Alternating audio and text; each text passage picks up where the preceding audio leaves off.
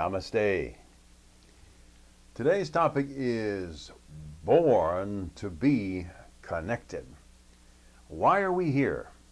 This age-old question has been asked in many forms through all the eons of thinking humanoids.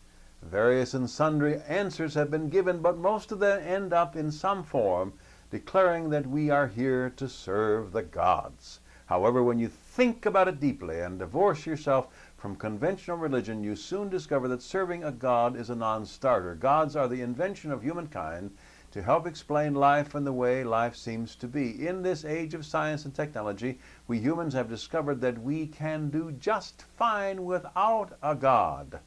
Dropping the God need from our lives does not answer the question of why are we here, however. The idea and question linger. Perhaps we can take a clue from the human-God connection, though. There was a relationship between a human and a god. The human would be the worshiper. The god would be the one worshipped. A relationship. Even if a human chose not to worship a god, but acknowledged in some way that there was a god, there would still be a relationship. Perhaps we might call it a negative connection because there was no interaction between the two. But still there is a relationship. Could relationship be the answer? As a matter of fact, I believe we are hardwired to be in relationships.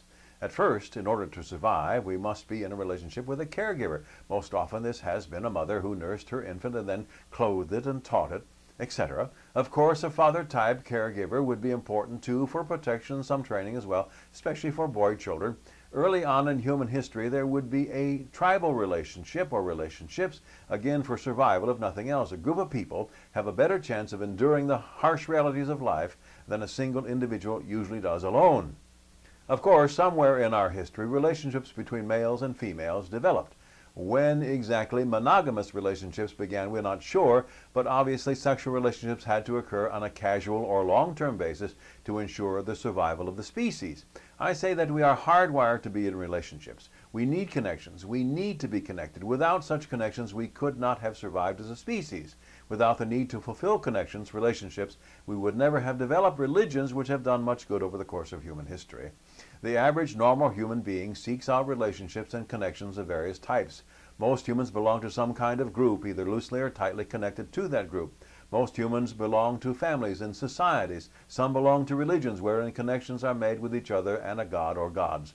Again, those religious ties may be weak or fanatical or somewhere in between. Most humans have friends or marriage-type relationships. There is even the term friends with benefits, which outlines a relationship between two or more individual friends, wherein social and sexual connections are made with no long-term commitments necessary. What's the point for you? Connections is why we are here. You need to develop relationships in whatever degree and in whatever configuration is best for you and for those with whom you form relationships.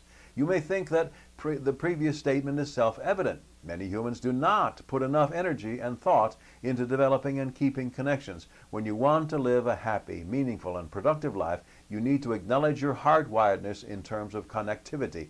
Invest yourself in your relationships.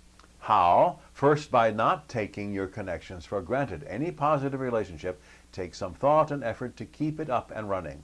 Second, make sure that you are giving at least as much to your connection as you are receiving. If not, you are shortchanging yourself and the other in that connection. Third, don't overload yourself with too many connections. Too many relationships will simply starve some. Help develop your own happiness and meaning in life by cultivating healthy connections whenever and wherever you can. You were born to it. Start now. May you and all sentient beings know happiness and the root of happiness. Namaste.